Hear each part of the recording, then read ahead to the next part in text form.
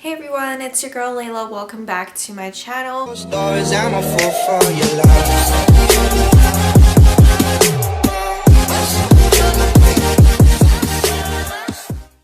So in today's video, I'm going to be talking about 5 of my top fragrances that will get you noticed in 2020. So this is kind of like dipping my toes into the fragrance community of YouTube. I've done a few fragrance views in the past, but it's something that I don't talk about often, but it's actually my first love. I've always loved perfumes, and I was allowed to wear perfumes before I was allowed to wear makeup, so my love for perfume goes back to like the age of 12 or 13. My first 2 perfumes were actually JLo Glow and Mugler Angel. I've worked in a place that sold perfume. I had a lot of perfume, like I had a whole collection of it, and since then I've stopped buying perfumes and kind of like dwindled down my collection a little bit to just like my top favorites.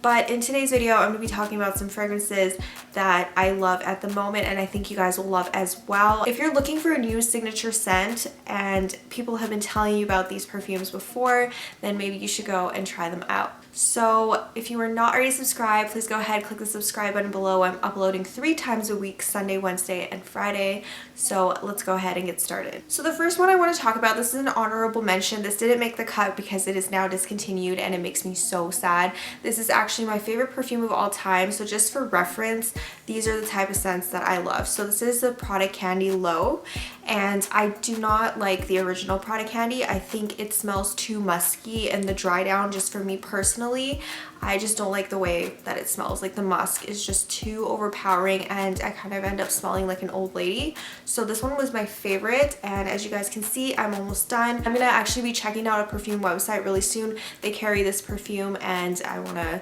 purchase it and do a review on that for you. But yeah, this is like my all-time favorite, so I just wanted to include that in this video just to give you guys an idea of what type of scents that I like personally. So I like something to be clean, powdery, sweet, and a little bit of a floral. So those are the type of scents that I like. I really like gourmand fragrances as well, like the really sweet kinds. So it just kind of depends on the type of scent. This one is kind of on the, this is just everything that I love in one perfume. The sweet, the powdery, the clean, a little tiny bit of floral. I really love this scent. So a fragrance number 5, I'm going to be talking about the Ariana Grande Cloud. This is what it looks like right here. So if you've passed this at, say you were in Ulta or Shoppers Drug Mart, you walk by it and you're like, meh, I don't want to try that. That looks too juvenile. It looks too young. I don't know, just from the bottle, it just kind of is something that I feel like most people wouldn't like based on the bottle alone, right? It's not like something that you are geared towards trying. For me personally, I was geared towards the bottle when I first saw this fragrance. I had never tried an Ariana Grande fragrance before, but I saw the bottle and I was like, that's really cute. And the name Cloud, it just kind of, I just kind of felt some type of way. I felt like this would be a cozy fragrance made for like the winter time or like colder days. And I live in a climate that it's always cold, it's always winter. I'm always talking about it where it's like 6 months of winter. So this is the perfect winter scent for me. It is a gourmand fragrance and I just love it so much. So this is one of the more inexpensive ones in the fragrances that I'm showing you guys. I did not include any niche fragrances in this particular top 5. I just included fragrances that are easy to find, that are affordable, and I have a few celebrity fragrances in here as well. What I feel about this fragrance, okay. This is something that a lot of girls my age, I feel like, wouldn't gear towards or wouldn't try to begin with. But when they try it, they're pleasantly surprised about how good it is. So this is the dupe for Baccarat Rouge. What is it? I think it's 420 extrait. Yeah. So this is a dupe for a $400 perfume. I've looked at reviews on YouTube. Everybody like that compares the two say that they smell almost identical to each other. That one has a little bit more of like a long-lasting power and it's a little tiny bit sweeter, but as far as the two go, they're very close to each other. If you were looking for a dupe for a really high-end perfume, this is a great one. Also, like I said, a lot of girls my age I feel like wouldn't gravitate towards this. I feel like Ariana Grande, you think of Ariana Grande and you think like more younger crowd, like teenagers would wear her fragrances more often, but I feel like this is a great fragrance for girls in their 20s, in their like mid to late 20s.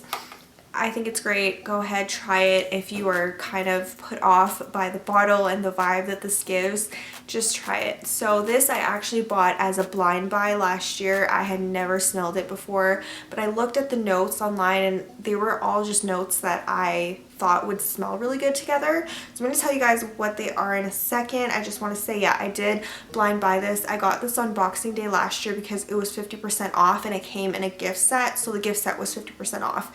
And I decided to go ahead, try it, and I was really happy that I did. And my best friend also uses this as well because I kind of like pushed this one on her. I was like, this one's really good. This perfume is described as a fruity gourmand fragrance. The top notes in here are bergamot, pear, and lavender. The middle notes are coconut, whipped cream, praline, and vanilla orchid. And the base notes are woody notes and musk. So there is musk in here, but it's done really subtly. Like it's done really well. It's blended into the fragrance really well. And when it dries down, it's not like a musk overload where it gives me a headache. I get more of those like woody tones. So this is just a really nice sweet fragrance for the winter time. It's perfect. You don't need a lot. A little goes a long way, and I've had this for a year now, and that's how much I've used. I also have this as a purse spray as well. When I first tried this, I didn't think it was very long lasting. Just because of the colder air and stuff outside, I feel like when it's colder outside, I gear towards more of this type of fragrance, some more like warm tone fragrances, and I think that this is perfect. So if you haven't tried it yet, definitely go ahead and spray it, try it out. Don't really blind buy it. I don't recommend doing that, but go ahead, test it out, and then make up your mind, but you will thank me later, I promise.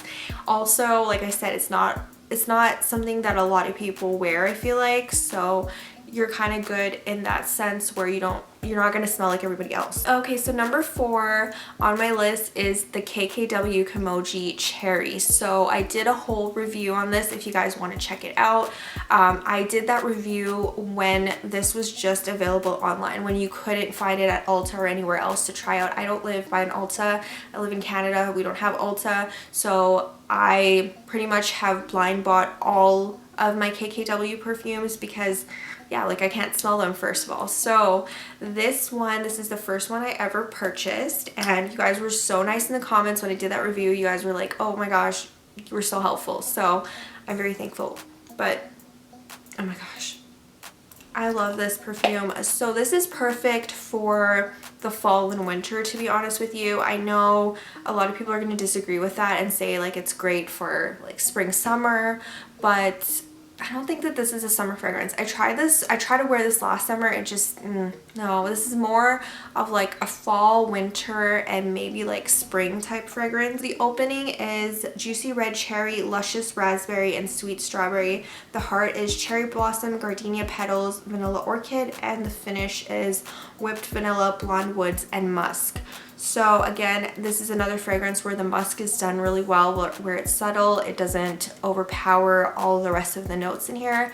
I think that this is just a really well blended fragrance. It is a fruity floral, and if you really like Japanese cherry blossom from Bath & Body Works, if you still use that lotion, this goes really good with that because I honestly don't really get like a cherry medicine vibe with this, which I was very happy about. This is more of like I feel like more floral, so the floral and the cherry just mesh really well together and then just give you like a whole Japanese cherry blossom vibe. If you really like the Japanese cherry blossom from Bath & Body Works, this is just a more grown-up version, a more higher end version, I would say. So if you can't smell this, if you can't go into an Ulta to test out this fragrance, this is an okay perfume to blind buy because I really was pleasantly surprised by it and I really like it. So if you're trying to blind buy this without smelling it first and you really like Japanese cherry blossom from Bath & Body Works, you will love this. So really like this. And again, I live in a place where this is just not a common fragrance on a lot of people because, again, not a lot of people want to go on her website and purchase it. Her shipping is ridiculously expensive to Canada, so if you are looking for something that's a little bit unique and something that a lot of girls are not wearing, then definitely check out KKW Kimochi Cherry. Okay, so fragrance number 3. Yeah, 3.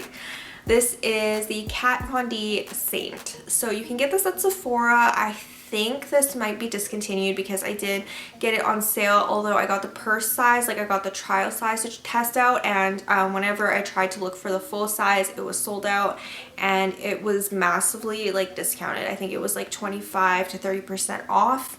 So I'm not sure if this is coming back at all. Packaging on the purse sized one of this is not really good. Like it leaks everywhere, like literally leaks everywhere. Every time I spray it, I get it all over my hands, but it's worth it. I like the scent. This is another like safe one. If you are getting somebody a gift, this is a really great one. I haven't tried Sinner. I've only tried Saint because this one came in a little set that I got from Sephora a little while ago. So this particular one was released in 2017. The top notes are clary sage and mirabelle. This is described as an oriental floral. Its middle notes are jasmine, almond blossom, and lily of the valley, and base notes are vanilla, cedar, peach, and musk. And what I must say about this fragrance is I really like the dry down. Like, it's one of the best parts of this fragrance. I really like the cleanness from the cedar. It's a little bit crisp. I like the vanilla notes in here. It just meshes really well together. It's not too warm of a fragrance where it's just strictly, you can just wear this in the winter time or whatever. This is great for, I would say, spring, fall, and winter. Again, this is not really something I would pick up in the summer to wear, but it is really good. I will include a summer fragrance in here, but this I would say is a really great wintertime, like daytime fragrance. I know it's kind of really specific, but that is where I would wear this the most, just like in the winter time during the day if I was to go out on a date or to go to work, because it's not really something that's super strong and that like it's gonna give people a headache or anything like that. So this is a really great one. I wish I could find it in full size. Maybe I can. Maybe I'll just have to look online or something, but this one is really great. Kat Von D Saint. Okay, so number 2, I actually don't have in full size. I did have it in full size. I had the 100 ml bottle, but it completely is finished, and I'm really sad that I didn't repurchase it again. My friend said she actually found it at Costco for quite a discount, so I'm gonna check out Costco at some point. But you guys, this is the Viktor and Rolf Flower Bomb. This I've like told so many people about. Like, this is such a great scent, and that 100 ml bottle lasted me 5 years, no joke, like 5 years. A little bit of this goes a long way. You don't want to overspray it. When I first got it, I sprayed too much all the time. I used to hate it. It used to give me a headache. I just didn't know why. And the trick with this is literally just 2 sprays, one on your wrist, one on your neck. That's it. You don't need to go overboard with this. It's pretty strong. So the notes in here, this was created in 2005 and is described as an oriental perfume. I didn't think I liked oriental perfumes, but apparently I do. I like oriental and gourmand fragrances. So the top notes in here are bergamot and green tea, and honestly that's all you smell upon first spray, and this lasts for about like 15-20 minutes, I would say, until it starts to dry down a little bit, and I love it because it's just so refreshing. So the green tea and the bergamot together are amazing. Middle notes in here are sambac jasmine, centifolia rose, freesia, and catalaya orchid, and the base notes are musk and patchouli. And musk and patchouli together, you might, I know that's not a lot of people's cup of tea, but trust me, it just works really well with this. It works so well. This is just like, if you like sweet, if you like the gourmand fragrances, but you also like floral, you will really love Flower Bomb. And it's back when I first started using Flower Bomb, not a lot of people used it. So like I said, I discovered this back in 2010, and I feel like not a lot of people wore it, but now I walk around downtown and like half the girls smell like Viktor and Rolf Flower Bomb, and it's kind of sad because it's so common, but I really just love the scent, and I will always love the scent. And yeah, so you can find this at Sephora, any department store, anything like that. It is on the pricier side out of the ones that I've showed you so far. I think the 100 ml bottle is closer to $200. I think it's like $195 or $198. So it's kind of a little bit going up there, but it's worth it, trust me. And like I said, a little bit goes a long way. Don't overspray this or you'll give people a headache. Definitely like my signature winter fragrance. If you've ever seen me at a Christmas party or you've given me a Christmas present or anything like that, or you know, maybe we spent New Year's together, you would know that I smell just like flower bomb. Like, that's my jam right there. So the top fragrance that will get you noticed in 2020 is L'Imperatrice by Dolce & Gabbana. So this is available at Sephora. This actually was Andy's gift to me back when he first met me back in 2014. He asked me what I wanted for my birthday. We were long distance at the time, so we were just starting to get to know each other. We weren't dating or anything like that, and I invited him to come over to Calgary to spend my birthday with me, and he's like, what do you want for your birthday? And I was like, well, I really want this fragrance from Dolce & Gabbana. It's available at Sephora, but you know, you don't have to get it for me. You don't have to give me anything. I just want you here, whatever. And he got it for me anyways. So this is what it looks like. When I looked at the price of this the other day, I was kind of like, ugh, you spent $95 on me. So the top notes in here are pink pepper, kiwi, and rhubarb, which is really interesting because rhubarb, some people love it and some people hate it, and that is one of the top notes. It's one of the first things you notice. It's kind of a little bit interesting in this fragrance. Like, you spray it and it's kind